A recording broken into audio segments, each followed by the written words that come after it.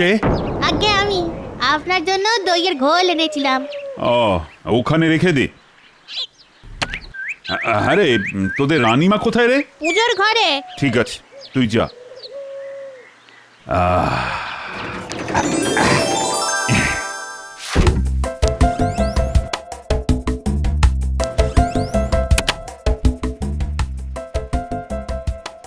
এটা আমার বাবার আমলের। আহা, কি সুন্দরের কারুকাজ, দেখলে যেন চোখ জুড়িয়ে যায়। কদিন বাদে খাম্বাজ রাজ্যে ওই পুরনো জিনিসের প্রদর্শনীতে এটা নিয়ে যাব। সকলে দেখে খুব প্রশংসা করবে। মহারাজ, খাম্বাজ রাজ্য থেকে একজন দূত আপনার সঙ্গে দেখা করতে এসেছেন, বলছেন খুব জরুরি। হ্যাঁ, চলো তো দেখি।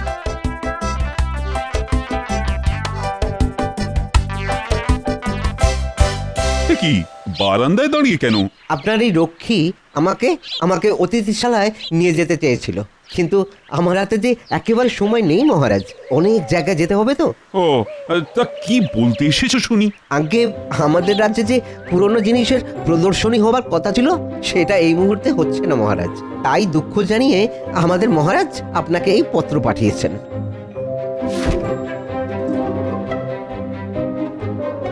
ঠিক আছে, ঠিক আছে, তুমি খাম্বাজ রাজকে গিয়ে বলো প্রদর্শনী হচ্ছে না বলে আমি কিচ্ছু মনে করিনি। আমি বলে দেবো মহারাজ।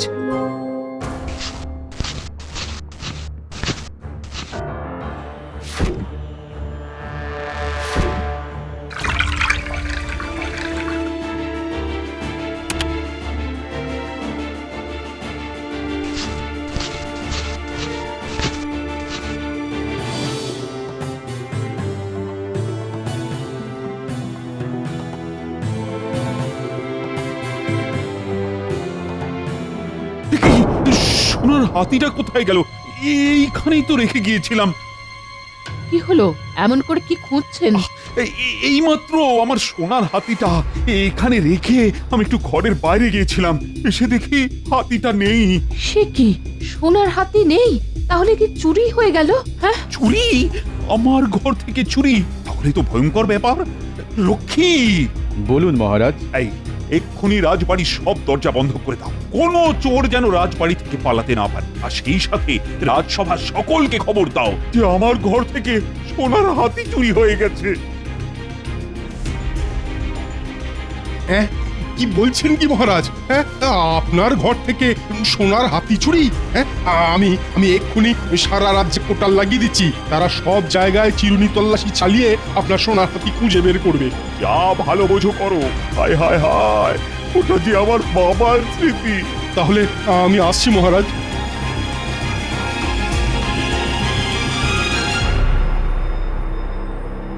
আগে মহারাজ, আমার গণনা বলছে এরপর কৃষ্ণনগর থেকে আরো কিছু মূল্যবান জিনিস চুরি যাবে। তাহলে তো একটা যজ্ঞের আয়োজন করতে হয়। আচ্ছা মহারাজ, সোনার হাতিটা এই টেবিলেই রেখেছিলেন? আচ্ছা, টেবিলে একটা গেলাসও রাখা আছে দেখছি। গেলাসের তলানিতে খানিকটা ঘোল পড়ে আছে। মহারাজ, ঘোলটা কখন খেয়েছিলেন? হ্যাঁ, দাসী ঘোল দিয়ে গিয়েছিল বটে, কিন্তু আমি তো না খেয়ে ঘরের বাইরে চলে গিয়েছিলাম। আপনি খাননি? তাহলে খেলো কে? বিজ্ঞানী, তোমার ঝোলায় কি আতশ কাচ আছে? মনে হয় আছে, দাঁড়াও দেখছি। আছে গোপাল, এই নাও।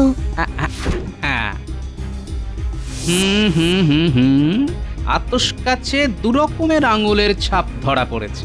মানে গেলাসের গায়ে দুটো মানুষের আঙুলের ছাপ। একটা আঙুল বেশ সরু, মানে এটা হলো দাসীর আঙুল। আর একটা আঙুল বেশ মোটা, মানে এটা কোনো পুরুষ মানুষের।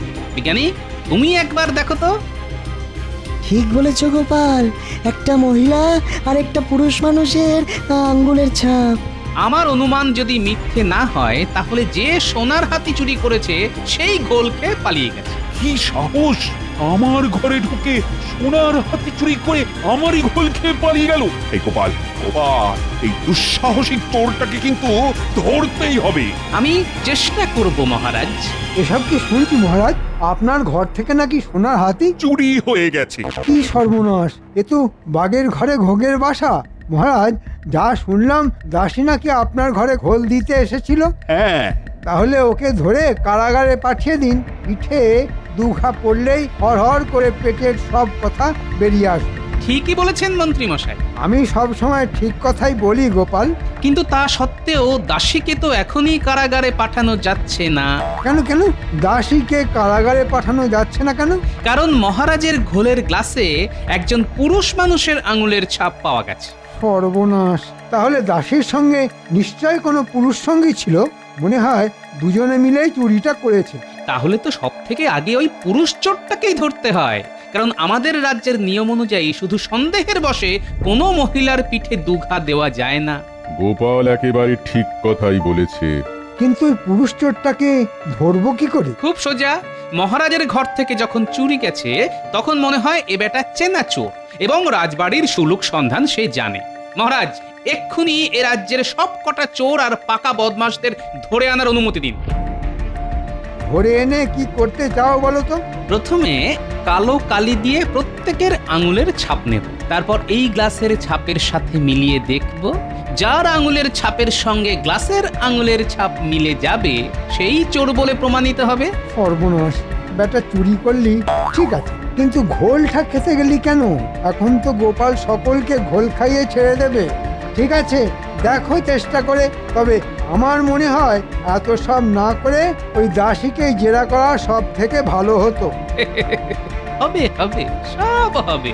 এত ব্যস্ত হচ্ছেন কেন মন্ত্রী মশাই? এই তো সবে সন্ধে, পুরো রাত তো অনেক দূর।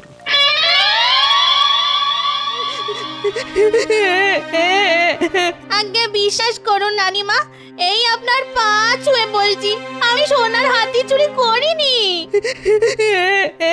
চুরি না করলে কাঁদছিস কেন? কাঁদবো না, মন্ত্রী মশাই নাকি বলেছেন আমি নাকি চুরি করেছি। এটা আমার নামে কত বড় অপবাদ বলুন। এতদিন আপনাদের বাড়ি কাজ করছি, কেউ বলতে পারবে না একটা খুদ আমি না বলে নিয়েছি। ঠিক আছে ঠিক আছে, কান্না বন্ধ করে চোখ মুচ। গোপাল সব দিক দেখছে, দেখবি আসল চোরকে ও ঠিক খুঁজে বের করবে। ঠিক, এখন যা, নিজের কাজে যা। কি কাণ্ড বলতো রানী! হ্যাঁ, আমার একটু অসতর্কতার জন্য আমার বাবার স্মৃতি এমন ভাবে চুরি হয়ে গেল। আর আপনি কি করবেন বলুন? তবে চোরের সাহসের কথা ভেবে আমি অবাক হয়ে যাচ্ছি। রাজার ঘরে ঢুকে চুরি করা! ও, এটাই তো আমার কাছে সব থেকে বেশি লজ্জার ব্যাপার। এরপর তো প্রচার বলতে শুরু করবে যে রাজা নিজের জিনিসই নিরাপদে রাখতে পারে না, সে আবার রাজ্যের মানুষের নিরাপত্তা দেবে কি করে? আপনি তো ভাববেন না তো, দেখবেন চোর ঠিক ধরা পড়বে। আচ্ছা রকি দাদা, এ কি ভ্যাসারে ফেললি বলো তো? আমি যে চুরি ছেড়ে দিয়েছি সে তো গোপাল দাদা আর মহারাজ সকলেই জানেন, তবুও আমাকে নিয়ে যাচ্ছ কেন? কেন নিয়ে যাচ্ছি? ওই যে কথায় আছে না, কয়লা যায় না ধুলে আর স্বভাব যায় না মোলে, তাই তোকে নিয়ে যাচ্ছি। কিন্তু আমি কেন? আমি তো কেলে পচার মতো পাকা চোর নই। হ্যাঁ, আমাদের দায় পড়েছে। মহারাজের ঘর থেকে চুরি করতে আমাদের দায় পড়েছে। এসব কথা না হয় মহারাজকে গিয়ে বলিস। এখন কথা না বাড়িয়ে চুপচাপ আমাদের সঙ্গে চল। নিয়ে তো যাচ্ছে, মোটকু গোপাল আবার যেন ফাঁসিয়ে না দেয়। বেটা যা পাজি।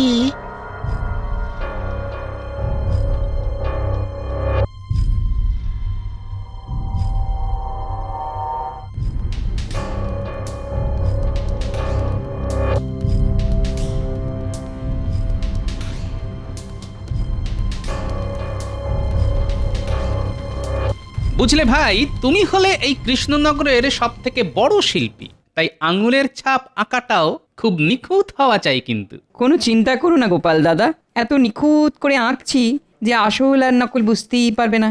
আচ্ছা, এই ছবি টবি আঁকাবার মানে কি? বুঝতে পারলেন না?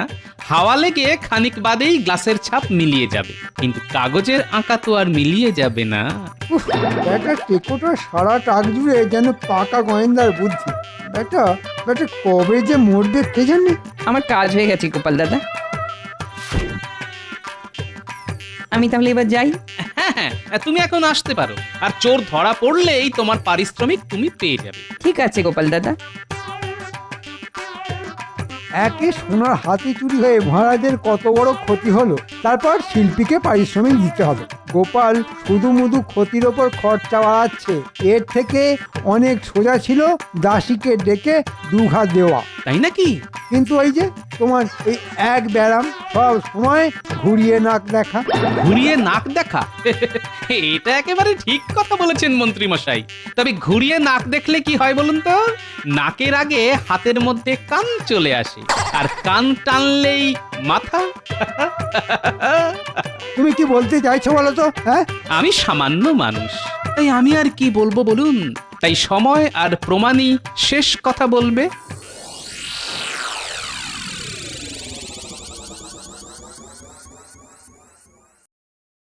এই সকলে এখানে চুপ করে দাঁড়া, আমি গোপাল দাদাকে খবর দিয়ে আসি। এটা কিন্তু আমাদের সঙ্গে খুব অন্যায় হচ্ছে। আমরা তেলে পচার মতো দাগি চোর নই, আমরা সব ভদ্রলোক। সে তো আমরা খুব ভালো করেই জানি যে তোমরা কেমন ভদ্রলোক। আরে বাবা, অন্যায় না করলে এত বিরক্তি কেন? বিরক্ত হব না? রক্ষীর দল রাস্তা দিয়ে আমাদের হাঁটিয়ে নিয়ে এসেছে। আহা, শুধু তো হাঁটিয়ে এনেছে, বেঁধে তো আর আনেনি। তা আমাদের এখানে নিয়ে আসার কারণ? শুধু কাগজে হাতের ছাপ দিবি আর চলে যাবি। নে, তিনজনে এই কাগজ তিনটায় হাতের ছাপ দে দেখি। এই নে কেলো পচা তোর কাগজ, বটা ঘটা তোদের কাগজ। প্রত্যেক কাগজে তোদের নাম লেখা আছে।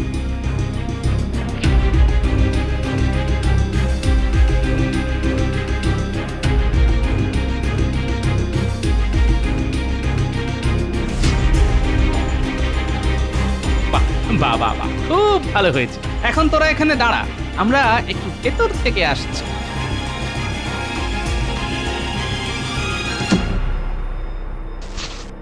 না, এটার সাথে কোনো মিল নেই।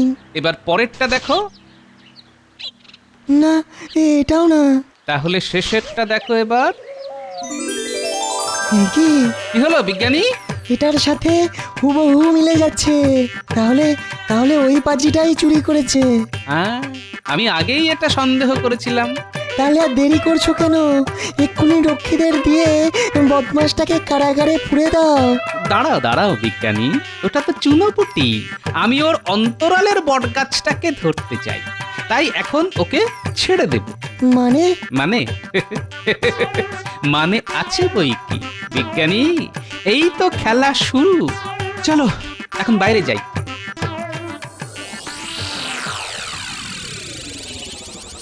কিরে বটা ঘটা, শুনলাম তোদেরও এখানে নিয়ে এসেছে। দেখুন না মন্ত্রী মশাই, কি অন্যায়! আমরা শান্তশিষ্ট ছাপোষা মানুষ, রাজবাড়ি থেকে আমরা চুরি করতে যাব কেন? গোপাল দেখছি খুব বাড়াবাড়ি শুরু করেছে। শোন, তোদের হাতের ছাপ আর গ্লাসের আঙুলের ছাপের সঙ্গে একজনের ছাপ কিন্তু হুবহু মিলে গেছে। তার মানে তোদের মধ্যে একজন চোর। এখন তোরা কি নিজে মুখে স্বীকার করবি নাকি আমাকেই বলতে হবে? বিশ্বাস করো, আমি চুরি করিনি গো। আমি কিছু জানি না। শুধু শুধু আমাকে হয়রান করছো। বটে, তোরা যখন স্বীকার করলেই না, তখন আমাকেই বলতে হচ্ছে যে তোদের মধ্যে চোর হচ্ছে এই কেলে পচা। আর ভগবান, কতদিন আগে চুরি ছেড়ে দিয়েছি, তবু আমার নামে এই বদনাম। হ্যাঁ, রক্ষী, একে কারাগারে নিয়ে যাও, কাল রাজসভায় এর বিচার হবে। যা বটা ঘটা, তোরা বাড়ি যা। আমি আগেই জানতাম গোপাল যত চেষ্টাই করুক না কেন, কোনোভাবেই তোদের ফাঁসাতে পারবে না।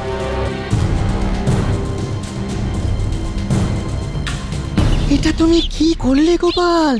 কাগজটায় তো বটার নাম লেখা ছিল, তা সত্ত্বেও তুমি কেলে পচার ঘাড়ে চুরির দায় চাপিয়ে দিলে। বিজ্ঞানী, আমি একটু আগেই বলেছি না, বটা তো চুনোপুটি। আমি ওর অন্তরালের বটগাছটাকে ধরতে চাই, তাই এখন ওকে ছেড়ে দিলাম। তবে চিন্তা করো না, আজ রাতের মধ্যেই বটা আর ওর বটগাছ দুটোকেই ধরে কারাগারে পুরে দেব। কাল হবে ওদের বিচার। শুধু নির্দোষ কেলে পচাকে একদিন কারাগারে কাটাতে হবে, এটাই যা দুঃখের।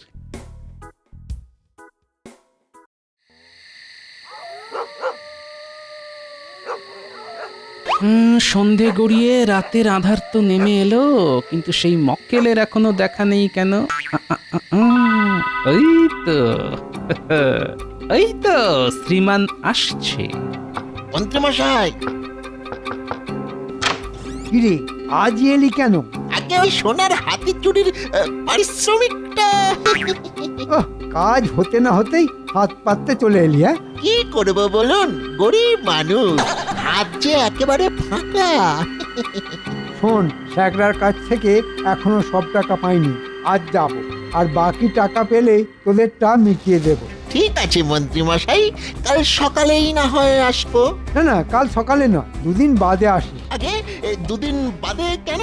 মাথা মোটা, আজ না হয় কপাল জোরে বেঁচে গেছিস, কিন্তু কোথাকার জল কোথায় গিয়ে দাঁড়াবে সেটা তো বলা যায় না। যা যা, তুই এখন আয়। মন্ত্রী তাহলে রাতের অন্ধকারে শ্যাকরার কাছে যাবে।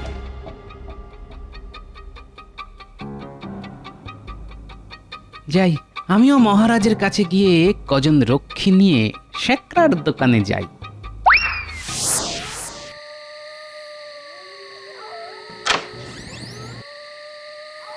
স্যাকরা, সোনার হাতির বাকি টাকাটা দাও। মাফ করবেন মন্ত্রী মশাই, আজ আমি দিতে পারবো না। কেন দিতে পারবে না কেন? আগে চোরাই জিনিস বিক্রি করাটা তো অনেক ঝামেলা, 2 দিন সময় দিন, বাকি টাকা পেয়ে যাবে। শোন, দুদিনের মধ্যে বিক্রি করতে না পারলে ওই সোনার হাতি গলিয়ে ফেলে আমাকে সোনার দামই দিয়ে দিও। হ্যাঁ ঠিক আছে মন্ত্রী মশাই।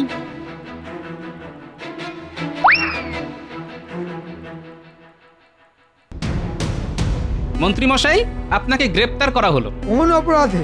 সেটা না হয় কাল রাজসভায় বিচারের সময় জানতে পারবেন। গোপাল, ভুলে যেও না আমি এই রাজ্যের মন্ত্রী। জানি তো আপনি মন্ত্রী, তাই কারাগারে আপনার জন্য একটু বিশেষ ব্যবস্থা আছে। যাও, তোমরা 4 জন মন্ত্রী মশাইকে বেঁধে কারাগারে নিয়ে যাও, আর বেশি চিৎকার চেঁচামেচি করলে মুখটাও বেঁধে দিও। কাজটা কিন্তু ভালো করলে না গোপাল। কাল রাজসভায় মহারাজের সামনেই না হয় আমার বিরুদ্ধে আপনার অভিযোগ জানাবেন। যাও, নিয়ে যাও। তোমরা এবার আমার সঙ্গে চলো।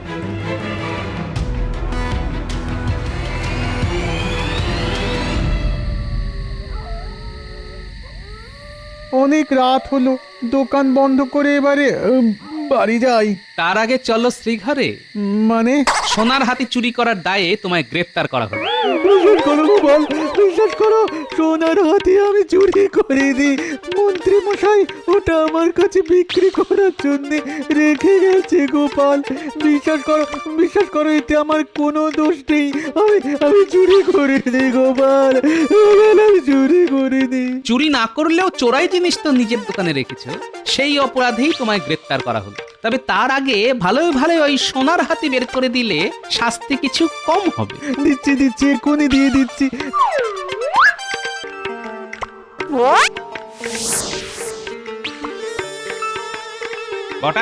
বটা বাড়ি আছিস নাকি? কি তুমি? তোকে নিতে এলাম।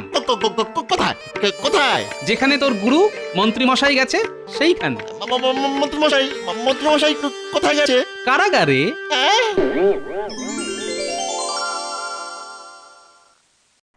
এই নিন মহারাজ, আপনার চুরি হয়ে যাওয়া সোনার হাতি। আমার সেই সোনার হাতি উদ্ধার করতে পেরেছো তাহলে? গোপাল, তোমায় যে কি বলে বাহবা দেব। তা কি চুরি করেছিল? এক্ষুনি দেখতে পাবেন। প্রহরী, বন্দীদের নিয়ে এসো। কি তাহলে কি এরা সকলে মিলে চুরি করেছিল? আসল চোরকে ধরার জন্য কেলেপচাকে ধরা হয়েছিল, কিন্তু কেলেপচা চোর নয় মহারাজ। জানতাম আমার মাথার ওপরই ভগবান আছেন। তাহলে আসল চোরটাকে? চুরি করেছিল বটা, কিন্তু তার পেছনে বড় মাথা হচ্ছে মন্ত্রী মশাই। মিথ্যে কথা মহারাজ, আমাকে হেয় করার জন্য এটা গোপালের ষড়যন্ত্র। তাই নাকি ষড়যন্ত্রী মশাই? তাহলে শ্যাকরাকে ডাকি। প্রহরী, শ্যাকরাকে নিয়ে এসো তো।